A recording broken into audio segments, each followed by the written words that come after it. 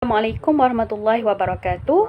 Ismi Nur Ashikin binti Ahmad Mustafa, nombor matrik 055313. Saya akan membentangkan tentang pendapat ulama mengenai ilmu Al-Qadi. Seorang hakim memainkan peranan yang penting dalam dispensasi keadilan. Inilah sebabnya Islam telah meletakkan perintah yang jelas tentang pelantikan hakim, yakni Al-Qadi. Sejarah Islam memberitahu kita bahawa semua pemerintah Islam melantik hakim untuk membuat keputusan perselisihan di kalangan rakyat. Apabila pertikaian dibawa ke mahkamah, hakim bergantung kepada dua perkara utama sebagai sumber bukti. Yang pertama, pengeluaran keterangan oleh plaintiff. Yang kedua, sumpah defendant sekiranya tiada saksi atau disebabkan oleh penolakan mereka oleh mahkamah atas beberapa sebab undang-undang. Walau bagaimanapun, terdapat sumber bukti lain yang seperti pengakuan ataupun keterangan dan sebagainya. Para fuqaha telah membincangkan kesemuanya dengan panjang lebar, memutuskan pengetahuan peribadi hakim, yakni ilmu Al-Qadi adalah salah satu sumber pembuktian. Namun pendapat fuqaha berbeza sejauh mana ia boleh diguna pakai. Ilmu Al-Qadi, pengetahuan peribadi seorang hakim terbahagi kepada dua jenis. Yang pertama, pengetahuan hakim dalam mahkamah. Yang kedua, pengetahuan hakim yang diperolehi di luar mahkamah. Yang pertama, pengetahuan hakim semasa dalam mahkamah. Apabila hakim mendapat ilmu pada masa rasmi dan mahkamah, manakala dengan mengambil kira proses dan prosedur yang ditetapkan seperti dinyatakan oleh fuqaha dalam keterangan undang-undang Islam, semua fuqaha bersepakat bahawa dalam kes ini hakim terikat untuk memutuskan dengan sewajarnya. Baik, menurut Ibnu Qudamah, tidak ada perbezaan pendapat di kalangan ulama bahawa hakim boleh mengadili berdasarkan bukti dan affidavit dalam perbicaraan yang disaksikan oleh dua orang dalam keadaan yang tidak didengari oleh sesiapa pun kecuali hakim atau hanya didengar oleh seorang saksi. Tegas Imam Ahmad, hakim perlu menjatuhkan hukuman berdasarkan keterangan dan affidavit. Yang kedua, pengetahuan hakim di luar mahkamah. Jika sesuatu perkara itu sampai ke pengetahuan hakim di luar mahkamahnya, perkara itu seperti dia perasan seseorang merosakkan harta orang lain atau seorang menceraikan isterinya, pendapat fuqaha berbeza sama ada dia boleh menggunakan ilmu itu atau tidak untuk memberikan penghakiman. Keadaan ini terdapat perbezaan pendapat di kalangan fuqaha. Menurut mazhab Zahiri, hakim itu wajib berhukum berdasarkan ilmunya dalam kes yang berkenaan dengan hutang, kisos, harta dan hudud, sama ada sebelum atau selepas menjawat jawatan hakim. Mereka juga berpendapat bahawa hukuman hakim berdasarkan pengetahuannya lebih kuat kerana ia merupakan satu keyakinan. Antara hujah mereka ialah seorang hakim menghukum tak adil dan tarjih seorang saksi itu berdasarkan pengetahuannya. Yang kedua, Allah berfirman yang bermaksud, hendaklah kamu menegakkan keadilan menjadi saksi kerana Allah. Tidak dinamakan keadilan jika orang yang zalim dibiarkan dengan kezalimannya tanpa diperbetulkan oleh hakim sedangkan ia mengetahui kezalimannya itu. Menurut mazhab Syafi'i membezakan hak manusia dengan hak Allah. Jika dakwaan itu berhubung dengan hak manusia, terdapat dua pendapat, yakni tidak boleh hakim hukum berdasarkan pengetahuannya.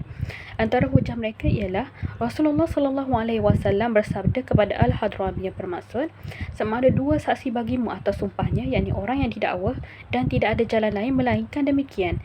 Jika diharuskan bagi seseorang hakim menghukum berdasarkan pengetahuannya, tentulah pengetahuan dan maklumatnya ini seperti kesaksian dua orang saksi. Yang ketiga, menghukum berdasarkan pengetahuannya terdedah kepada tuhmah. Yang keempat, menghukum berdasarkan pengetahuan menyebabkan hakim yang tidak amanah menggunakan kesempatan ini untuk mengenakan hukuman ke atas orang yang tidak bersalah. Pendapat kedua pula ialah pendapat yang jelas di kalangan ulama Syafi'i yang dipilih oleh Al-Muzani, iaitu seorang hakim boleh menghukum berdasarkan pengetahuannya dengan hujah. Yang pertama, hadis Rasulullah SAW yang bermaksud, janganlah terhalang seseorang pun daripada kamu untuk berkata benar dengan apa-apa yang dilihat dan diketahui serta didengarnya kerana kehebatan manusia. Yang kedua, jika harus bagi seseorang hakim menghukum berdasarkan kesaksian saksi-saksi sedangkan dia tidak yakin akan kebenaran dan ketetapan mereka, tentulah lebih utama baginya menghukum berdasarkan apa-apa yang didengar dan dilihatnya kerana ia mengetahuinya. Baik, seterusnya, mazhab Hambali dan Maliki berpendapat bahawa seorang hakim tidak boleh menilai berdasarkan pengetahuannya dalam kes-kes yang berkaitan dengan hudud dan bukan hudud, sama ada ilmunya diperoleh sebelum atau selepas dia menjadi hakim. Akhir sekali, hadis Rasulullah SAW bermaksud, janganlah terhalang seseorang pun daripada kamu untuk berkata benar dengan apa-apa yang dilihat dan diketahui serta didengarnya kerana kehebatan manusia. Segi mazhab Hanafi berpendapat bahawa seorang hakim boleh menilai berdasarkan pengetahuannya dalam perkara yang berkaitan dengan hak asasi manusia. Tetapi dalam kes hudud yang menjadi hak Allah semata-mata seperti zina dan minum arak, maka berdasarkan istihsan, lebih baik hakim tidak menghukumkan berdasarkan ilmunya.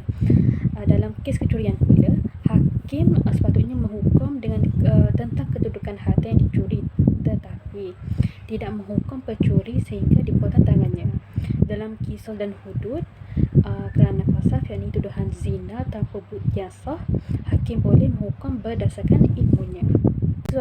Seseorang hakim mengetahui sesuatu perkara sebelum dilantik menjadi hakim, tetapi perkara itu dikemukakan kepadanya selepas dia menjadi hakim. Pada pendapat Abu Yusuf dan Muhammad, dia boleh menghukum berdasarkan ilmunya itu, tetapi Imam Abu Hanifah berpendapat tidak sepatutnya berbuat demikian. Kecenderungan para ulama undang-undang Islam moden seperti Dr. Abdul Munim dan Dr. Abdul Karim Az-Zaidan menyatakan bahawa seorang hakim tidak perlu menilai berdasarkan pengetahuan yang diperoleh di luar mahkamah.